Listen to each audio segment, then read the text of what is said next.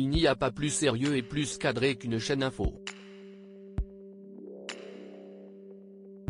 Les lancements des sujets se font à la seconde près et il n'existe aucune place pour l'imprévu. Pourtant, une chose totalement inattendue a eu lieu lors de l'émission Les Informés du matin.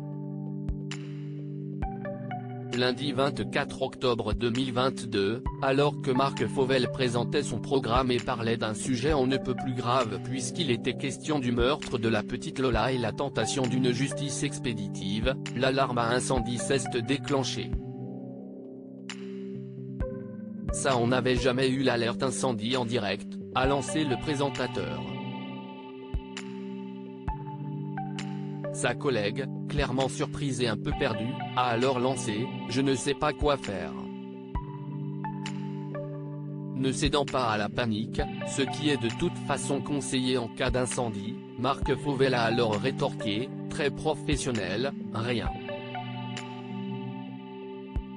Je vais tenter peut-être de lancer le fil info, il se trouve qu'il se situe 2 étages au-dessus, peut-être qu'on échappera à l'alarme incendie ».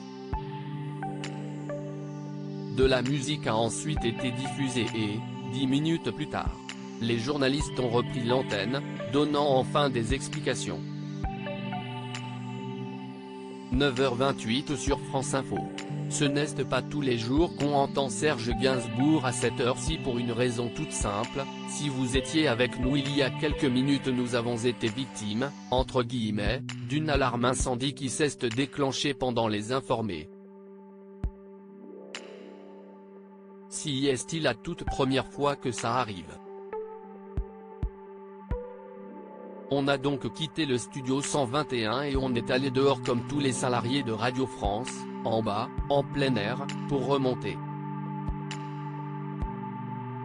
D'où mon léger essoufflement avec les 4 étages à monter à pied étant donné que les ascenseurs ne marchent pas. Tout ça pour vous donner le micro dans de bonnes conditions, ce que je tente de faire tant bien que mal ce matin, a déclaré Marc Fauvel avant de passer la main à sa collègue Camille Revel.